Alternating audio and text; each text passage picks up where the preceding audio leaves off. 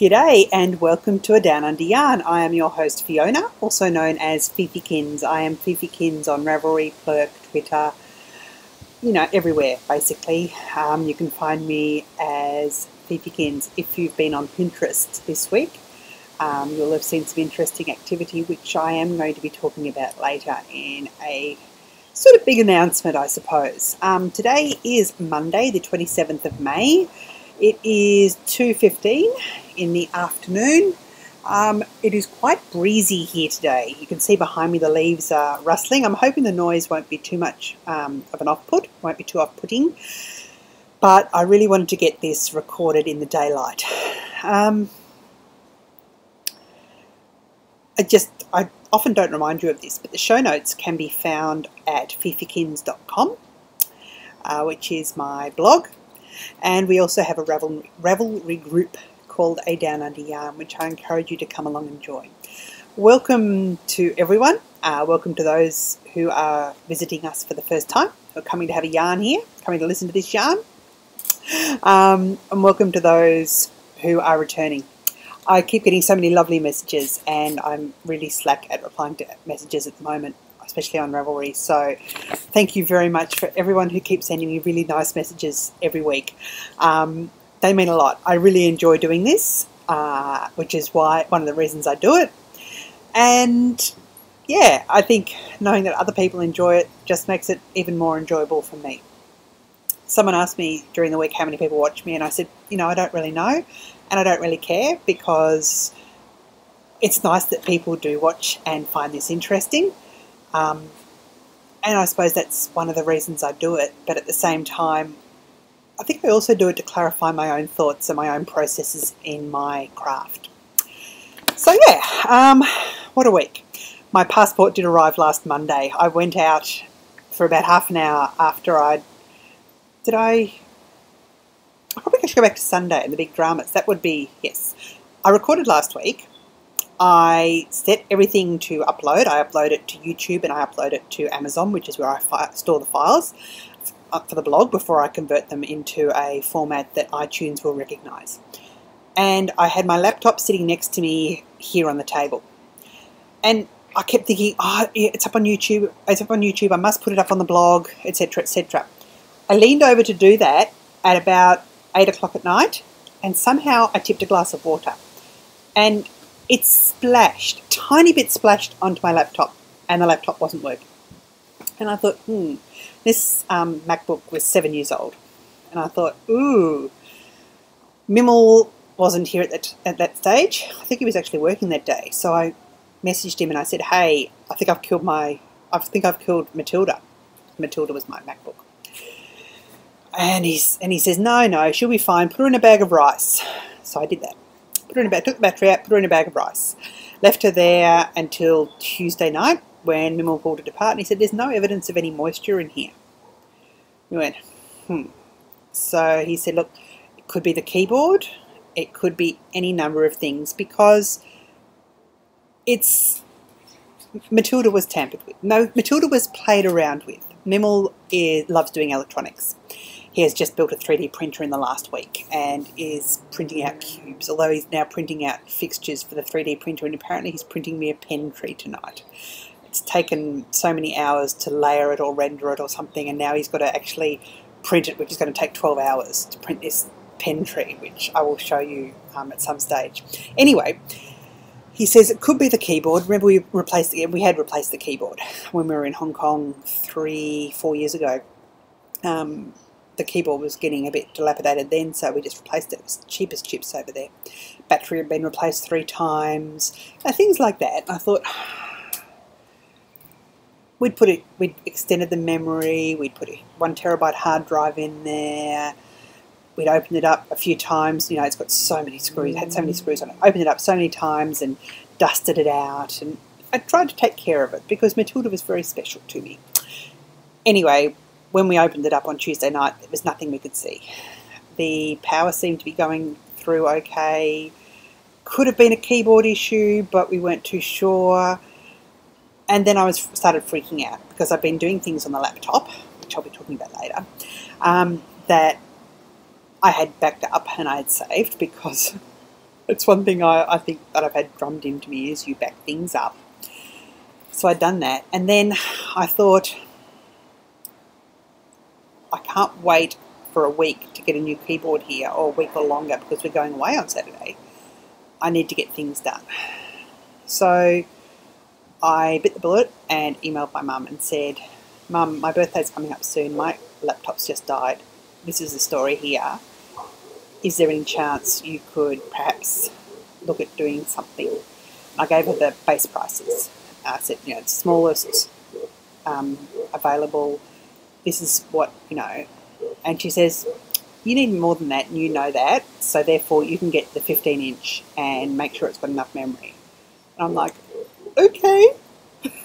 So that was just so lovely of her. So Wednesday I went around town, ended up going to Myer where I used to work, and went in there and saw a former colleague, and he was able to sort things out, which was really, really good. So this is being recorded on my new laptop. Now, the one thing I do know with Macs and iMovie, whatever we're up to, iMovie 527, whatever it is, there's a lag issue.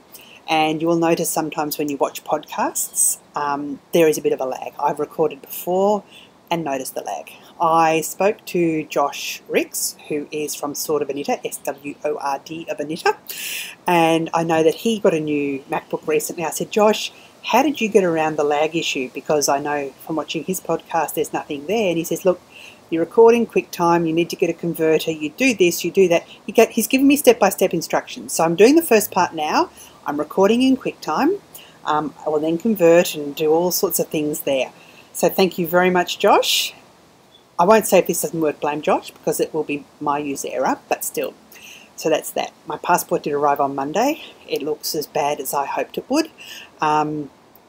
They've got the plastic covering on it. It has all sorts of like watermarks on the plastic covering. Looks like I've got this huge squiggly booger coming out of my nose just from where it is, which Mimmel thinks is hilarious. Of course, it's a full electronic passport, so when I come back into the country, I can go to one of the kiosks, scan my passport, they scan my irises, and then I just go through, which it's disconcerting that the government has so much identifying information. However, I understand why it's done. Mimmel, when he gets his passport from South Africa, has to have fingerprints taken. Anyone who gets a South African passport has to have fingerprints taken. Of course, their passports cost $35, and they don't have any of the electronic gadgetry in there, so he doesn't get to use the scanners, whereas Australian ones cost $200 odd. I'm not sure how much they cost overseas. I meant to do a comparison and have a look. So yeah, hey, it is what it is. You need one to travel, and I now have one. I know that I'll be fine. I know that if anything happens to Imi in Japan, touch wood, I'll be fine to travel there. I know that if anything happens to my aunt in Jersey, in the Channel Islands, I'll be free to travel there. So it's an important thing for me to have, and I'm glad I've got it. And it's valid for 10 years, or really 9.5 years. Yeah. What else? I did a couple of job applications, part-time jobs, that one of them, they said to me, if you don't hear back from, this is submitted I think on Monday, they said if you don't hear back from us by Tuesday afternoon, you'll know you've been unsuccessful, and I haven't heard back from them, which is a shame because it would have been a good one.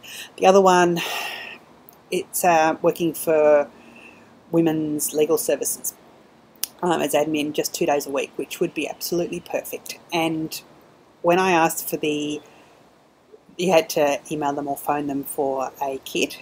When I did that, they sent it to me, and it had 2 errors in it. It said Townsville instead of Cairns in 2 different places. So I emailed them back and said, look, just want to clarify that the position is based in Cairns, so I'm not wasting your time by applying for a position I'm not able to relocate for. And she replied, yes, no, you're right. So I'm hoping that by picking up little things like that, they'll say, well, we know that she does pick up things, and who knows. Anyway, that's been submitted. I haven't had a confirmation yet, but I assume they've had hundreds and hundreds of applications. If not, hey, we keep persevering. Let's go into the knitting. I don't have a finished object this week. It's been an interesting week. Did I mention that I've been doing a little bit more work for my friend who's starting up her tutor business? So that's been fun. It's involved some red wine at times, which has been really quite nice. It's been the weather for it, so Yeah. I don't have any finished objects this week. I have my work in progress I'm going to show you. I did do some work on my mitts that I'm doing out of the Highland Handmade self-striping yarn, but I think it's only 1 or 2 more stripes, and you're probably going to get sick of me showing that to you until they're finished. I'm hoping they will be finished by the time we get to South Africa. They will be plain knitting if they're not finished. Or they may not be because they're on my signatures and I don't want to take my signatures through just in case. But still, they'll be somewhere. Actually, they'll be okay domestically on Saturday. Anyway, I'll get to that later. My work in progress that I'm showing today is my Vodka Lemonade by Thea Coleman, I believe. Baby cocktails. Someone was mentioning on their podcast that they really like seeing patterns.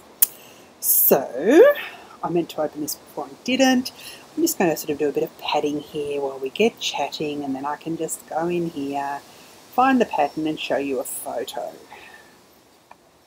Yeah, I've got 21 unread, unanswered messages, so I do apologise. Yeah, Thea Coleman, Vodka Lemonade.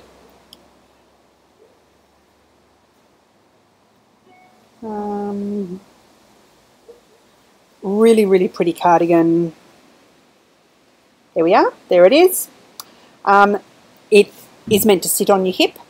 I'm going to add an extra inch to it, just so that it just goes a little bit longer. I don't want it to finish just where my hips start, because my hips come out like that, and if it finishes there, my hips are just going to come out. So I want it to come down a tiny bit and just graze over them a bit.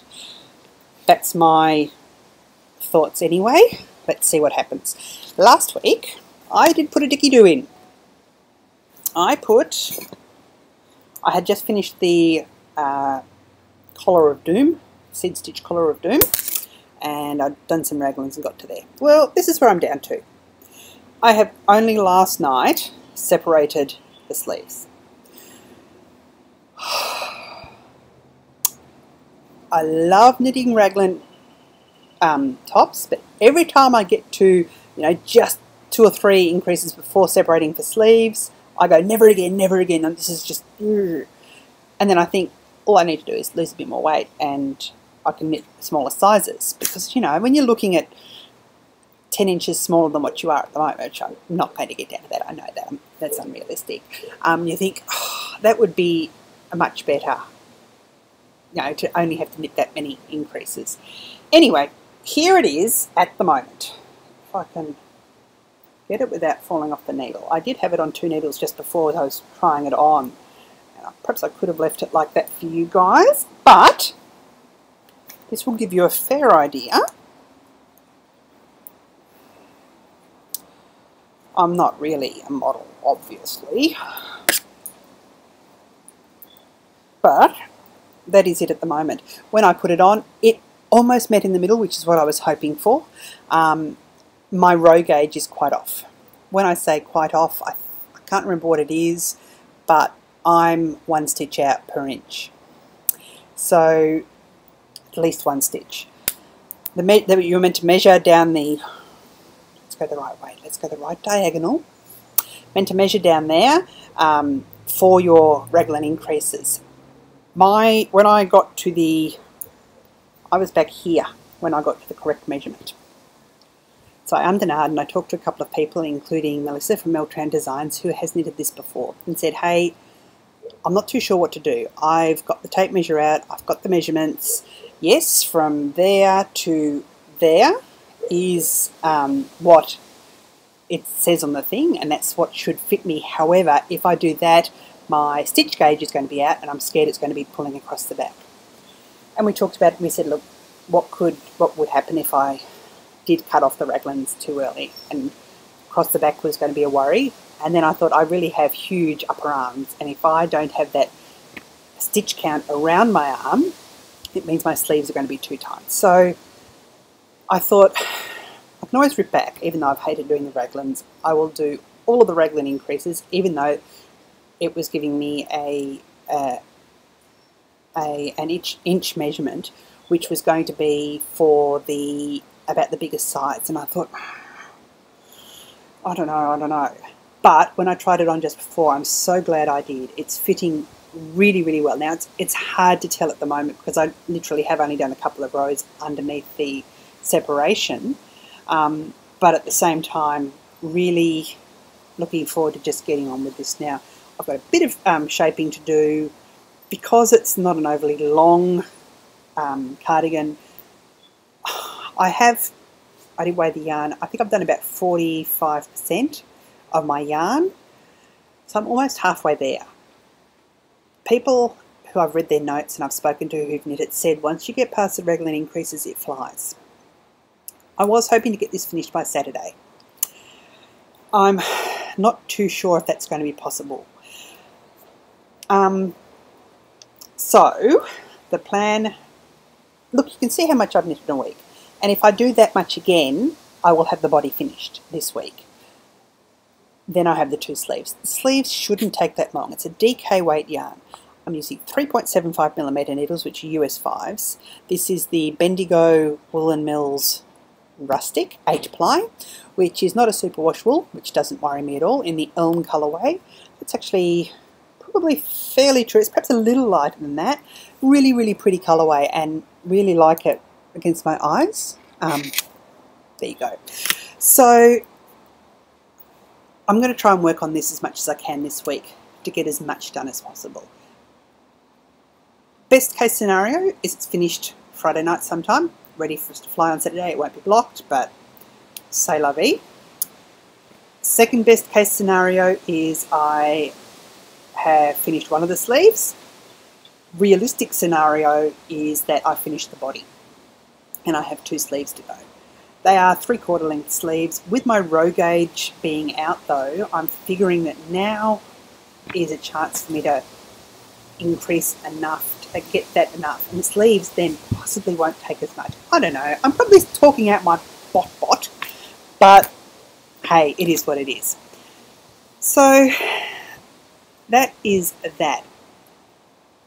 I know I've spoken about the Collar of Doom and the Raglans of Doom. Apart from that, I'm really, really loving it. It's a really lovely looking sweater. The seed stitch detail down the bands is just beautiful. It really is lovely. The edging is gorgeous. I really, really like the edging. So, hey, let's see what it's like, what it's all about once it's done. Really happy with the fit now. It has some lace detail at the bottom, then the sleeves, and the sleeves are just straight sleeves that taper down, and you get to about there and you throw some seed stitch on the end. They're on wooden needles, so I'm happy to take them on the plane because I'm 99% sure they're not going to complain. It depends who you get at the check-in. So, I believe, well, I've just realised that in recording in this I don't actually have a timer on there. There's possibly a setting I can use. So, my big news. As you know, I've been out of work now for 5 months, thereabouts. And in that time I've applied for more jobs than I care to remember. And a lot of the jobs I was applying for, when I was applying for them, I was saying, oh, I was thinking, I hope I don't get this job because I don't really know if I want to work for this company. I have a philosophical stance against working for mining companies. I don't want to work for a mining company and be subjected to some of the values that mining companies display. I don't want to work for a company that promotes a lot of gambling. Again, that's something that doesn't sit well with me, seeing how people are impacted with problem gambling and families are impacted with problem gambling. So I've also been restricted because I have children at home. Even though Imogen's overseas at the moment on exchange, Jasper is only 12 and it's not fair on him to be leaving him at home every weekend because I'm working a retail job. You know, there was a perfect job in a tea store. It would have been lovely, except I couldn't say to them, I can only work Monday to Friday, 9 till, say, 6-ish, between those hours, because that's unfair, and that's unfair on other people who work in retail. Yes, they are meant to have family-friendly guidelines. That is enshrined in legislation. However, in reality, they also have to work as a business, and their core trading hours are going to be Thursday evening when we have late night shopping, and Saturday and Sunday. So that has made that difficult.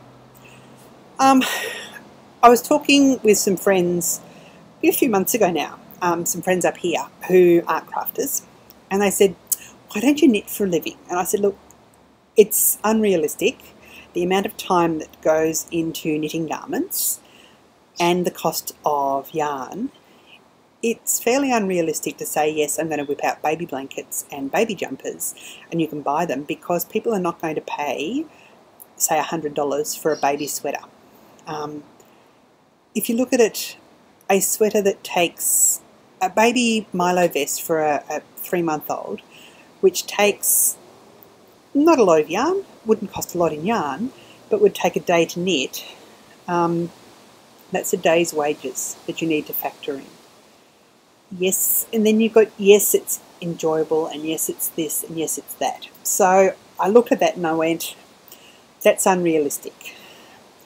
And then one of them said to me, what else can you do around your knitting? And I said, well, there's lots of things. And they said, are you spinning? And I said, no. I said, that's one of the things I'm doing. That's one of the things I have been doing. That's what I didn't mention in my week that was. I did go to spinning on Friday and I applied some stuff, and I don't have it because they didn't want to get the nitty-noddy out, because there are some people there who have different ideas on how to use a nitty-noddy. And they wanted to show, the person who's been teaching me wanted to show me when one of these people wasn't around so I wouldn't get confused. So I just smiled sweetly and said, that's great, I'll do it when I get home. Sorry, so that was spinning. And she tried to get me to spin mohair on my third lesson, my third day there. So that was an interesting experience. So there's that. Spinning yarn, I don't believe is going to be a realistic career opportunity. I have in the past dyed yarn with food colouring. I suspect a lot of knitters have in the microwave. And I thought, and I enjoyed it. I've always enjoyed colour theory. I've loved colour theory. I excelled in that at uni, and we did art education for primary schools, and I did an assignment on colour theory and teaching kids colour theory and how to make it fun, and got an imperfect score on that assignment. And at the time the person said to me, wow, it's just a really novel way that I looked at something, whatever it was. So I thought that I would like to investigate dyeing. And then I thought about it some more, and there are so many fantastic indie dyers out there that I wanted to do something that was different. Back in earlier in the year, January, February I think it was, Kiki from Yarn vs Zombies sent a club shipment of some self-striping yarn that had been solar dyed. And I had never really heard of solar dyeing before, so I started investigating, and I've done a lot of research. I don't know. I think philosophically, I love the idea of using solar energy. I really do. Practically, it makes a lot of sense. I've got a huge backyard down here, and I can put 20 jars out a day, dye up stuff, put them down there, and have things dyeing throughout the day, get on with other things, and then come back to things. So I'm not going to be sitting over a stove. That was bubbling away in my head. It was also bubbling, so the sustainability was bubbling away, being creative was bubbling away, which was really, really exciting. And I spoke to one of my friends who I was telling about it, and she said, that sounds phenomenal. She said, that just sounds really interesting. She said, who else is doing that? And I said, look, there's a few people out there who solar dye, but most of them find they can only do it for 2 or 3 months a year. I said, up here in the tropics, though, that would be different. I found a site from someone in Mexico who does solar, they've built solar ovens. They do a bit of dyeing in the ovens in winter, but it's only for personal use. And Mimel, he's amazing. He wants to build things. He loves building things. He loves doing electronics. He loves building things. He said, I want to build you some solar ovens. And I said, okay, well, just steady back, whoa, hold on. I don't know if I'm going to need them. So, a month or so back, perhaps a bit more than that, my friend who has been encouraging me saw the ad for the Cert 4 and contacted them and said, my friend's got a business idea and it's sustainable and creative and innovative, or whatever 3 words were. And that's when I got on to doing the Cert 4. And I went along the first night, and I'd sort of been thrown into this, and I said, look, this is my business proposal. I would like to sell the dye yarns up here in Queensland, in North Queensland, only using the sun, using acid dyes. And everyone there was like, wow, that's just different. And I'm like, well, it is. So Solar Flare Fibres was then born. I registered the name, the business name. I bought a heap of domain names because, you know, someone in Australia calling themselves Fibre is different to someone in the US calling themselves Fibre. I have Flare. I am spelling it F-L-A-I-R, Solar Flare, Fibre, and I am spelling it R-E, but I do have ERs, domains as well, so everything will link into it. The last month has been a bit of a whirlwind. It's just, things have slotted together, things have come together. 3 weeks ago, I was doing some research on dyes, and I did a lot of investigation on acid dyes and different types of acid dyes, and there are acid dyes from the US that are readily available here in Australia. My local craft store said, yes, we carry that range. And when I went in there and said, she said, oh, we don't carry the acid range. No, we only carry the other range for cotton and silk. And I said, okay, that's fine. I'm wanting to dye. They said, oh, we could probably get some in, but I said, look, that's fine, that's fine. Did some more investigation and came back to an Australian dye. Then I searched around online and found a website that seemed to be cheaper than anyone else. And I thought, So I ring up and I get 9315, this is so-and-so speaking. And that's how my grandparents used to answer the phone. And I said, oh, look, I'm just wondering, do you carry these dyes? She goes, yes, I do. And I said, look, I'm just wanting to order some colours. And I wanted to order 2 reds, 2 blues, and a yellow, and a black and a brown. I said, look, I just want to, and she goes, that's fine. I said, do you want a credit card? She goes, no, I'll send them to you, and I'll send an invoice with them. And she did. And I thought, wow, that was just amazing. So not only were they cheaper than other places, the customer service was amazing, and they arrived and I was able to transfer the money over, do a bank transfer. So that went really well. Then I have been trying to source some fibre, some yarns first. I have looked at one supplier and I grabbed 5 skeins. I am going to have to import yarn from overseas, which irks me because we grow so many sheep here that surely there would be some sort of producers who would be able to manufacture wool. However, the market is not there. The woolen mills that I know that have closed over the last 20 or so years in Australia, you know, perhaps 20, 30 years ago I might have been able to do that, but not now. So I have been busy. I think my yarn finally arrived on Monday. So I thought I'd followed a nettle from Gentle Ribbing, Annette from Gentle Ribbing, Annette, and she had, when she started dyeing, dyed up colour triangles where you get the 3 primary colours, red, blue and yellow, and in varying strengths mix them together. So for instance, it could be 50% red, 50% blue. See what that gives you. It could be 20% red, 60% blue and 20% yellow, and see what colour that gets you. So that sort of type of stuff. So I decided to dye some colour triangles. I had my 2 blues, 2 reds and a yellow. So this was my first triangle. I've just put these on a card. So you can see that is the pure blue, that is the pure yellow, And where are we? That one there was the pure red, or it's more a pink. And I was thrilled with these colours, absolutely thrilled.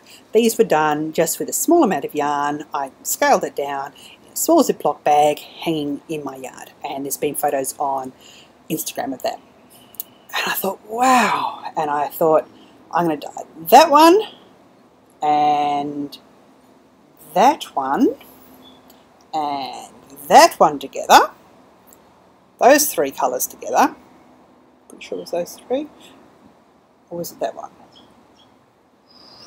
Whatever it was. I think it was those three. It might have been...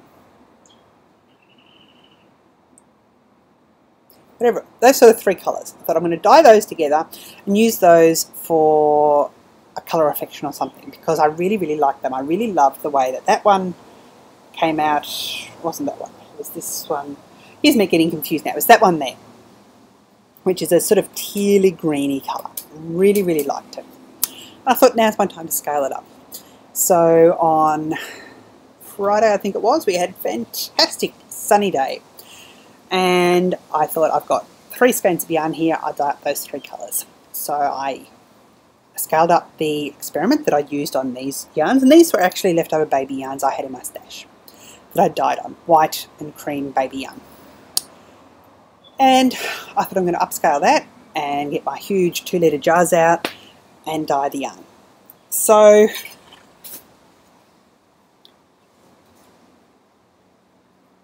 I know I've done a lot of research on solid dyeing as well, and I know that consistency is difficult to get because of the nature of it.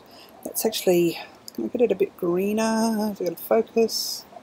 No, it's actually greener than that, but still that gives you an idea. And this is what I got in the result. Now, don't get me wrong, I'm actually really, really, really thrilled. I haven't reskeined any of these at the moment. I haven't been taught how to use a niddy noddy craft yet, so that's fine. This here, I'm not sure this light's going to pick things up, but you can see the different colours that come through. So we have the reddy browns, we have the greens, we have the teals, and down here you can kind of see the colour I was going for. There. I showed this last night in the VKN and people went, oh, that's amazing. And I went, I'm really happy. So that was one of them. And I thought, wow, that could make an amazing shawl or some really nice socks. This is on a 4-ply. So I'll just do a loose one now. Sorry. So that's that one. And I thought, the purple blew my socks off.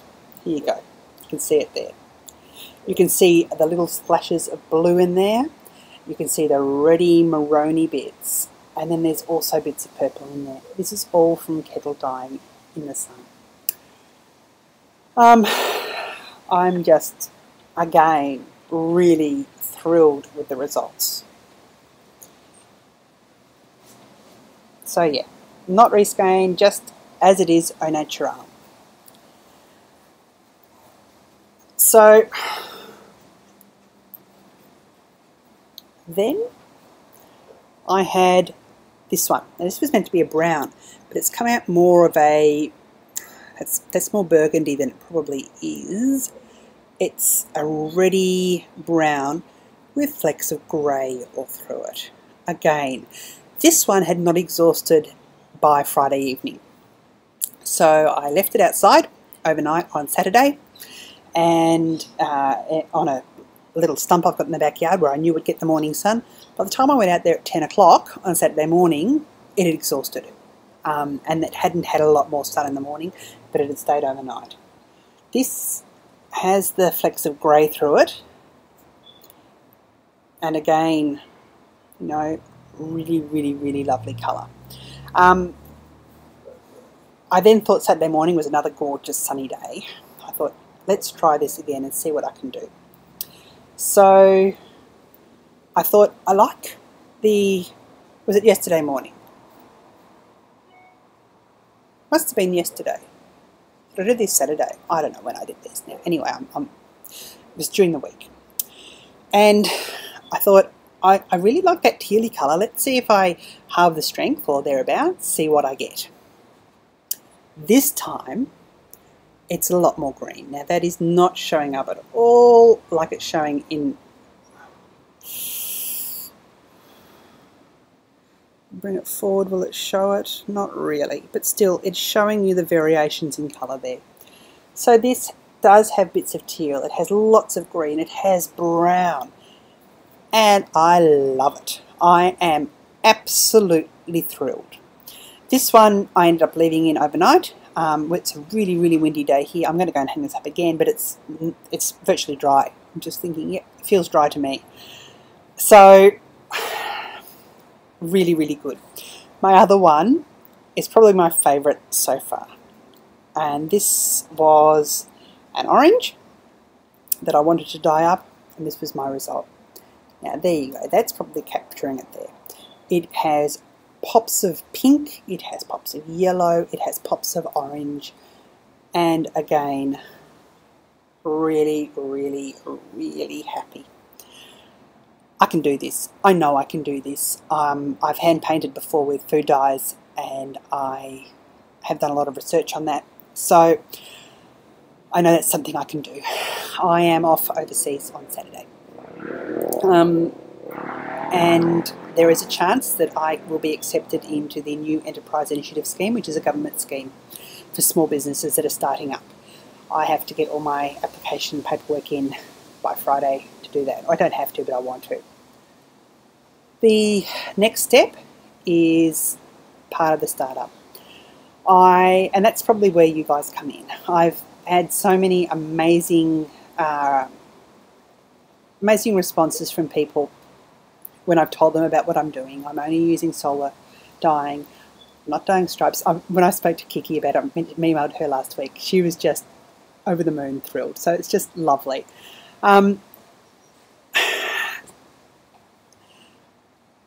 I want to do this. I want to be able to do it so that there is something different out there. I don't want to dye the same as Kiki. I don't want to dye the same as Skane, the amazing Kristen at Skane. I'm not going to do that. I'm not going to dye the same as Heather from Highland Handmaids. I'm not going to dye the same as Fibre Nymph from Fibre Nymph Dye Works. I'm going to dye like I want to dye, like the sun wants me to dye up here in tropical Queensland.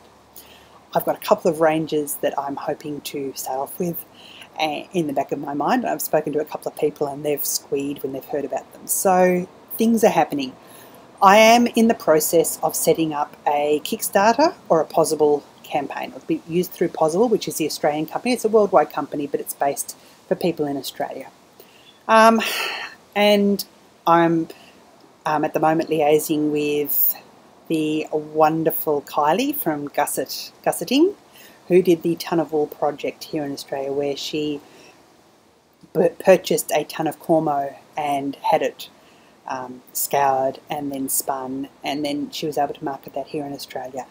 I've learnt from some of the things she did, and I've spoken to her about setting up a Pozible and outlined, given her my thing. My business plan is being submitted for my Cert 4, so that will come soon.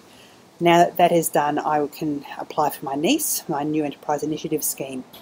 It's all happening, and in some ways going away is probably not the best. I don't get my unemployment benefits while I'm out of the country. Hey, that's just is what it is. Mimmel said that I'm not to worry. He is excited about this. My mother's excited about this. Jasper's just over the moon about it. Imogen thinks it's crazy. I'm not setting out to raise $1 million in the first year. Nothing like that. I have really, really low expectations. That's why I think a part-time job as well would be really good. But I want to see that. I would love to see my viewers here come along with me for the ride. As soon as the Pozible campaign is set up, I will let you know. And what I am mainly going to offer as rewards for if anyone has ever not been involved in a Kickstarter campaign. Kickstarter campaign allows you to crowdsource. So I say to you that this is what I want money for.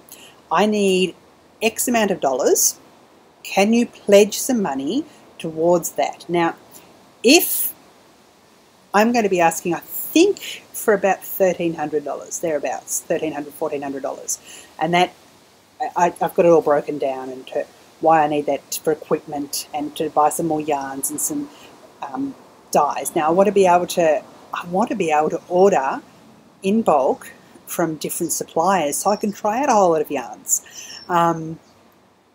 Some people have been lovely and told me different suppliers and where they've got things from, which is just amazing. And I know some people, I just adore their yarns, and I've worked out where they've been able to get things from as well. So, yeah, I'm probably going around in circles. I didn't put down clear notes about this because I wanted to speak from the heart, speak from where I am at the moment. The thing is, so for instance, I say if you pledge $15 and I meet my target, that means you then pay your $15. For that, you get a handwritten thank you note or something from me. If you want to pledge $25, you get some stitch markers. If you want to pledge $35, you get some yarn. If you want to pledge, I can't remember what the amounts are, there's going to be a 3-month yarn club for thick yarn, a 3-month yarn club for thin yarn. I'm throwing things in at the suggestion of some non-knitter friends. They said, why don't you knit people hats from your yarn? Because they know that I like knitting hats and socks and shawls, so I've thrown them in. Mimmel said, who's going to pay $150 for a pair of socks? And I said, my mother might. I'm not expecting people to take me up on those offers necessarily, but I want to have things there for people I know who aren't crafters. I don't think daunting is the right word, it's exciting. I'm so excited by all this. And Mimmel said to me last week he hasn't seen me so excited for some time now. He said he was trying to work out the last time he saw me this excited, and he thinks it was probably when I was working for our state member. And I really love that job, that she retired. I love that job, and I love being able to help people and do that. So, hey, that's what's happening. That's my big news. I'm not expecting twins. I'm not expecting a singleton. I'm not expecting any babies. This is going to be my new baby. I have contingency plans for weather, which is, yeah, hey. I'm excited at the possibilities. I have been keeping extensive notes. I did another set of these. It's still hanging downstairs on the thing. I haven't had time to put them together yet, which I will also put them on a card. I've also wrapped them round cards and noted the formulas on there that I use. However, from my experience here, I don't know if they're going to be that. Which one was this? Was that one? So, for instance, that was that one there, which is much lighter than that, but again, it's sort of hues. Hey, I don't care. I love this. I've rinsed it and put some soap around it, but I can still smell the vinegar. So I'm going to also experiment using citric acid. I'm going to experiment doing lots of things, but I want you guys to come along for the ride. I will let you know when the possible campaign kicks off. If I don't reach my target, so be it. I'm going to keep doing this because it's something I'm passionate about. It's something I believe in. I might have to start out smaller. I'm hoping to open an Etsy store late June, early July. Have weekly updates. Have some yarn clubs. Do things like that are going to keep me interested, are going to keep me occupied. Oh, sorry, back to the other possible. The other thing I thought about with offering hats and shawls and socks type thing and mitts is I will get a chance to knit with my fibres, my yarns, and experience the yarns myself. But having a Kickstarter campaign will mean that I can try a whole lot of different yarns. These were the yarns I could afford. They were sourced locally. And hey, they seem quite nice, but to me they also seem quite thin. And I don't know, I'm gonna knit with one of these skeins, knit a pair of socks. And I don't know if, once I actually knit with them, if I'm going to like it. It is really thin. I don't know if you can see that. Yeah, you can see that there. It's a fairly thin yarn, even though it's 424 yards or something, which I don't see as being overly lengthy for 100 gram skein. Hey, let's see anyway. So there we go. That's where we are. That's my news. That's my big news. And no, I'm not going to Germany, and unfortunately I'm not going to America, anything like that at the moment. I am planning on going to Bendigo Sheep and Wool. I have some little cunning plans for there. So yeah, hey. Please give me some feedback. Let me know what you think. I've got no idea how long this has been going for. I think it's probably about 45 minutes because I think I said it was 2:15 when I started and it's now 3 o'clock. So I have rambled on a bit. This week, of course, I'm getting ready for the big trip. We leave on Saturday. We fly down to Sydney Saturday afternoon, get in there Saturday evening, overnight at a hotel near the airport because we fly out at 9:50, I believe, on Sunday morning. There's no plane. It's 3 hours down to Sydney. There's no 4 o'clock plane or anything, or 4:30 plane. The 5 o'clock plane wouldn't get us in time to allow us to adequately clear customs and immigration. My plan is to record from Sydney on Saturday evening for this week's podcast. We are staying in. I have a hotel club membership, and for each year you get a free night. And we are staying at a hotel that has rooms that overlook Botany Bay. So I'm hoping that we get a nice high room and with a beautiful view, and I can record with Botany Bay in the background. Then I can upload that from the airport on Sunday morning. That is the plan. Hey, it may not happen. When we are in South Africa, I will have my phone with me. I am getting a South African SIM card for my phone so that I will have internet access. I am going to use that to tether my iPad and my laptop. I will be recording whilst I am there. I will probably be recording with my mother-in-law, who is a crafter. She beads. She does a lot of beading.